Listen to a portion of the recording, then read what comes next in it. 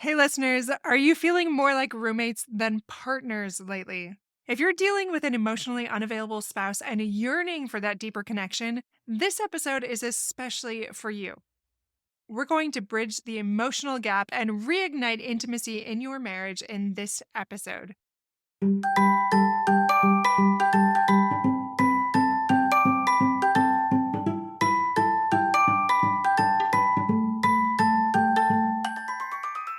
Hey, parents, welcome to Fulfillment Therapy. Do you want to raise your kids better and have a stronger marriage? Are you up late at night researching marriage and parenting tools and self care tips? Do you start each day hoping for deeper connections and less chaos, but it ends with family arguments and going 12 different directions again? My name's Kendra, wife, mom, therapist, and growth enthusiast. It wasn't until I discovered how to fulfill my unmet needs that I was finally able to show up as my best self as a spouse and parent. I realized that by meeting my needs, I could more fully meet the needs of my family with more energy and less resentment.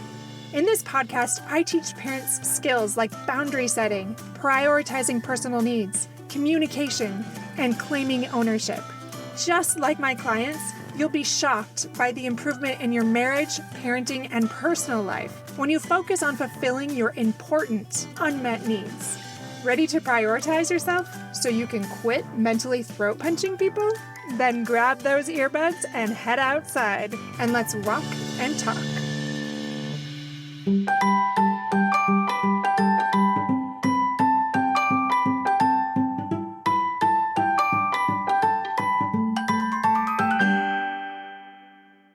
Welcome back to Fulfillment Therapy, the podcast dedicated to helping parents improve their mental health, wellness, and life fulfillment. I'm your host, Kendra Nielsen, and today we're diving into the complex world of emotionally stunted spouses and how to navigate these challenging relationships.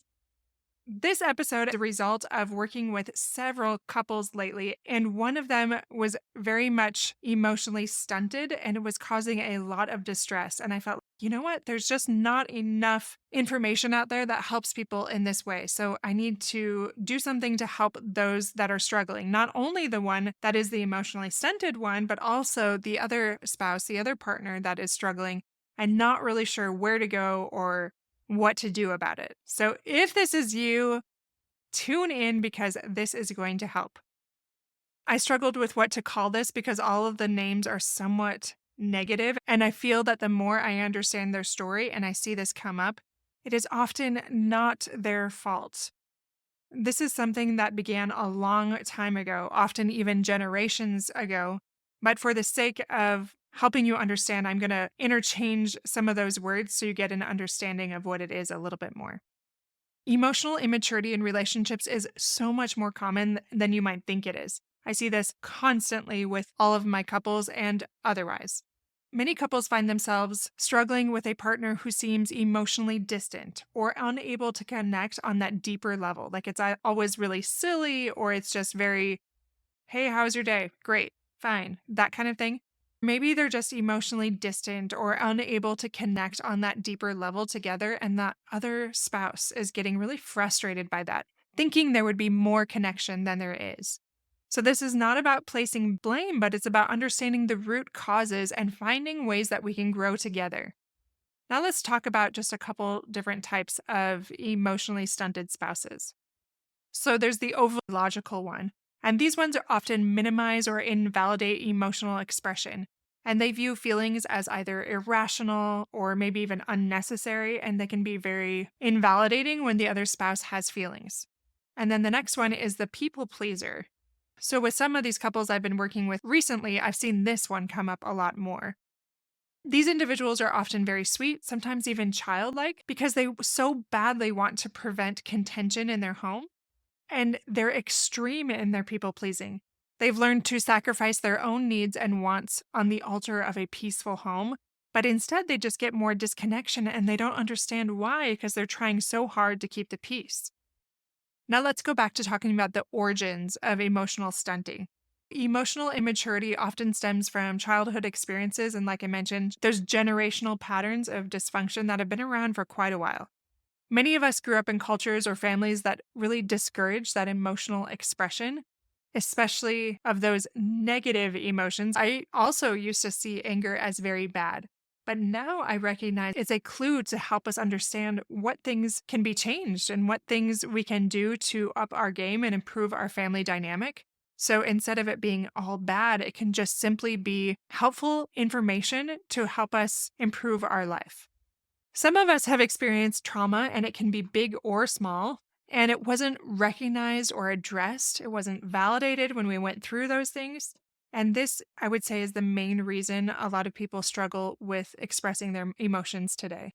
Lindsay S. Gibson had a lot of amazing things to say about this, so I'm going to quote her probably quite a bit throughout this episode. But she said, "When parents refuse to grow emotionally, their children become their emotional caretakers." Do you feel that you had to emotionally caretake for your parents, or maybe one of them more than the other? And this can have devastating effects for those that have to take care of them when they weren't ready to do so.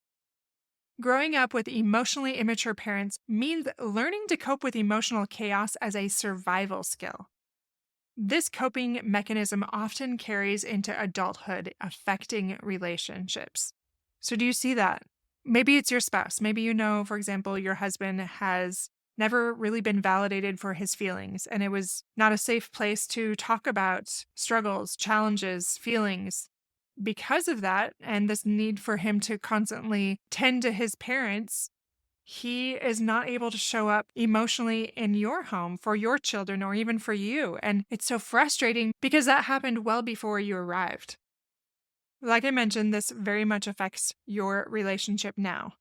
Dr. Carla Marie Manley said this: "In a marriage, if someone is emotionally unavailable, it can lead to feelings of isolation, loneliness, unmet needs, lack of intimacy, and difficult feelings."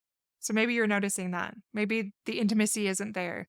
Maybe you're feeling lonely and isolated and have these needs that are not being met, and it's hard to not feel a lot of resentment for your spouse when you wanted more.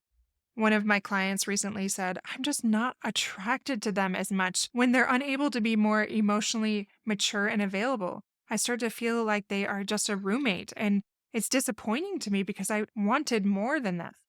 And my heart does go out to them. Like, this is frustrating when there isn't that emotional maturity, that emotional growth, that depth that you were hoping for. It's not easy, right? This has been going on for a long time, and you're just fed up. One thing you can do is practice that patience and that empathy.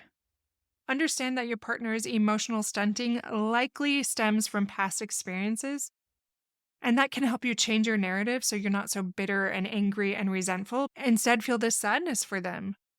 That will often take you out of that space of anger and resentment to this place of love and empathy. Another thing you can do is create a safe place.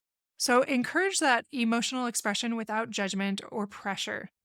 What I often do with my clients is I will go to feelingswheel.com, I believe it's .com, and have them look at all the different feelings and express what it is they're feeling.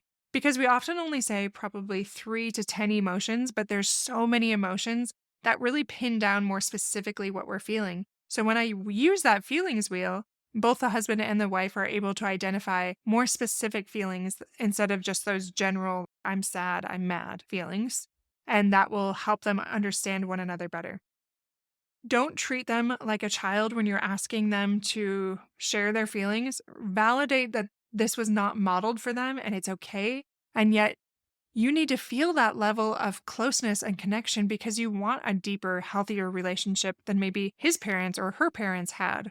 And that's something that's very important to you. Now, recognize you cannot control them, but if you lovingly approach it, they're going to be much more receptive to that. And hopefully, they'll even read many books out there. I'll try to remember to put some recommendations in the show notes, but just in case I don't, there are so many on Amazon if you just put in emotional intelligence. The next thing you can do is start small. Begin with simple questions to encourage that emotional sharing.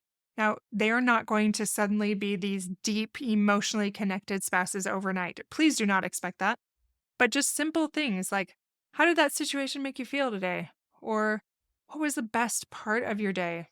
Is there anything that's bothering you lately?" And often they'll be like, "No, it's fine. It was good." But asking those open-ended questions, even normalizing it, taking away the shame, and just modeling for them what that can look like. And be patient and remind them, hey, I'm looking for longer responses. I'm looking for a little more information beyond what you're logically thinking. What are you feeling as well? And remember the feeling wheel. Let's look at that. What are you thinking?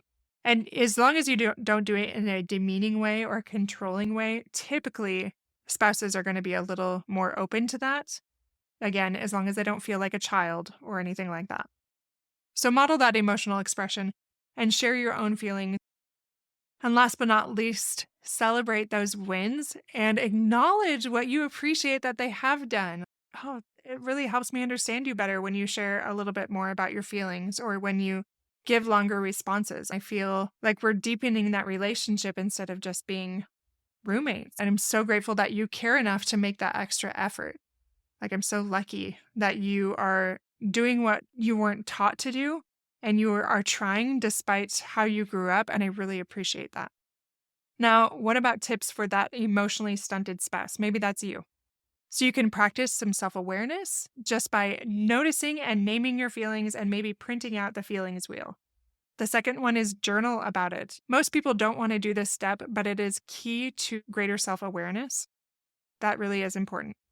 You can also get a therapist if you don't have one already. You likely will need it if you have things like this that are preventing you from getting closer. Otherwise, your marriage will end if you just avoid it and ignore it for years on end. It's not going to get better without help. Like I already mentioned, read about emotional intelligence. Educate yourself on the importance of emotional health in relationships. I have a lot of those really logical spouses come in and just downplay emotions or minimize them. And that is an old school way of thinking. And I remind them, like, we know so much more about emotional intelligence now. Like, that is no longer accurate in our world. We do not value just logic anymore. We recognize that even giant companies are looking for greater emotional intelligence and less on that logical, or even IQ is not nearly as important as we once believed it is. But emotional intelligence is very important even to your employers. So keep that in mind. And last but not least, practice that vulnerability. Start small. Share those tiny little things or those positive emotions with your partner. Like, maybe it's too hard to share those negative ones right now, but you can build up to that. Just small, simple things you can do. The important thing to this, my friends, is recognizing the problem without shame. It's vital to address that emotional immaturity in a relationship, but it has to be done with compassion and understanding.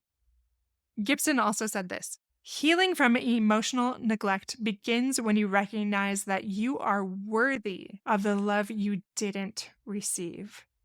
I can't even tell you how many times I've had grown men sobbing in my office as we really peel back the layers and they're able to acknowledge the pain that they received from that emotional neglect and not getting their needs met in that way and how that continues to affect them. And that is such a beautiful, pivotal point where they are able to move forward as they validate their own pain and they can start to validate other things in their relationships now. It's so beautiful. I love that part.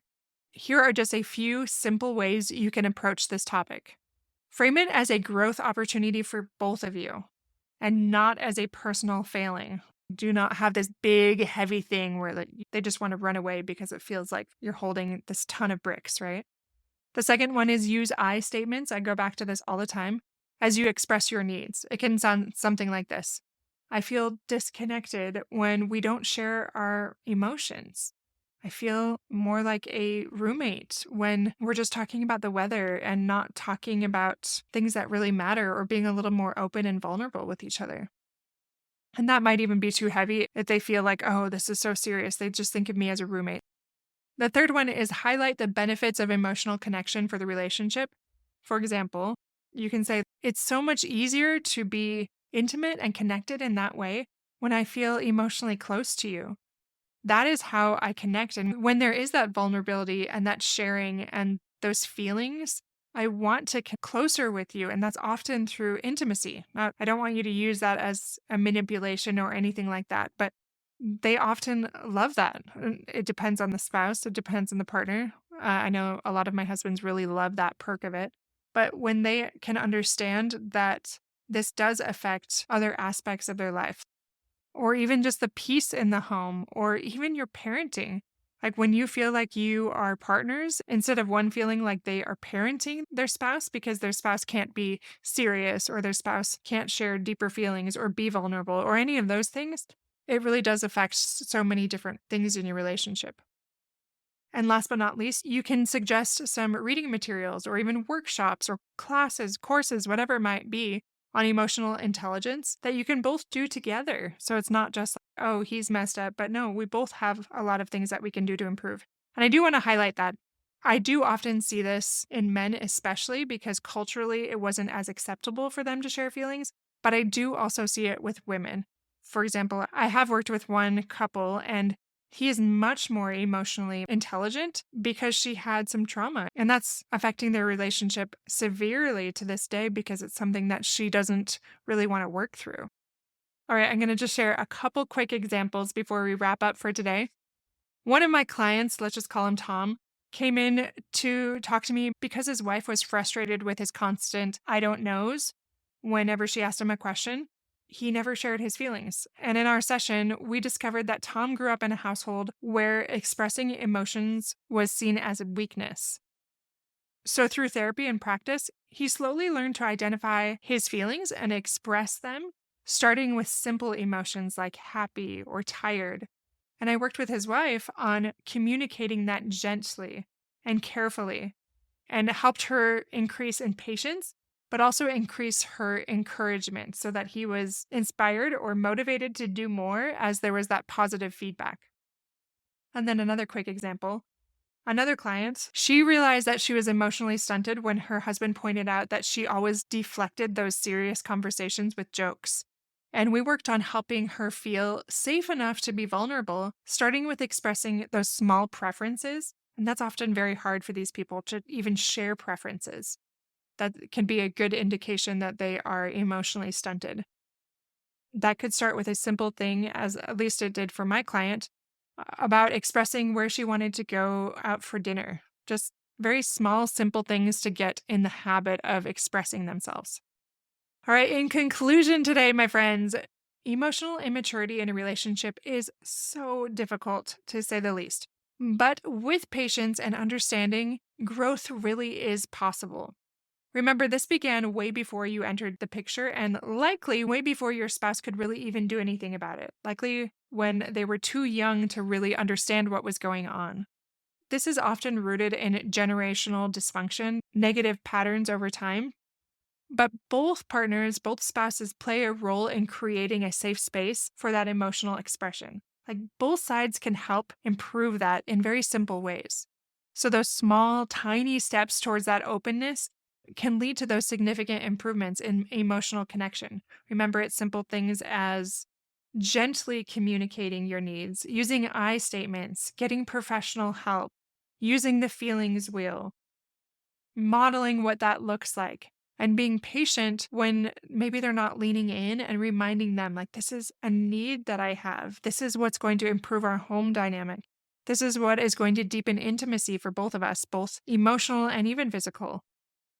When we're compassionate about that emotional immaturity, then you can improve your relationship towards a more fulfilling and emotionally rich relationship.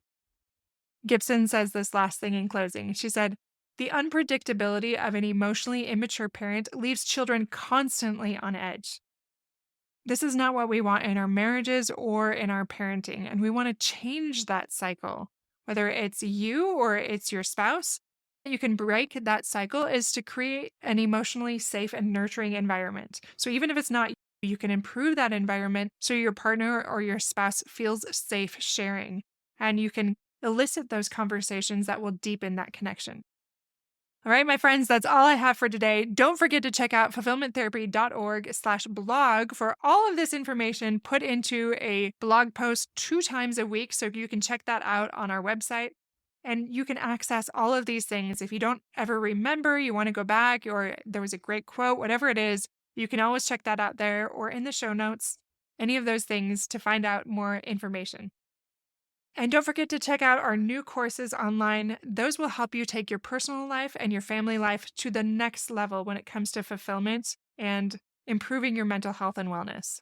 Until next time, this is Kendra Nielsen reminding you that emotional growth truly is possible at any age. And it's never too late to start connecting more deeply with your partner and with yourself. Take care, my friends, and I'll see you back here soon.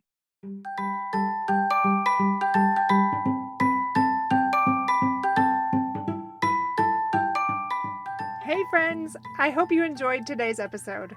If you did, chances are someone else would too. Would you take 30 seconds to share this with a friend who's looking for greater family fulfillment? And while you're sharing, tell me what you think about the show by leaving a review on Apple Podcasts. It refuels me when I hear this podcast is helping you, no matter what your house or your hair looks like. I'll meet you back here every Monday and Thursday morning for more episodes. Until then.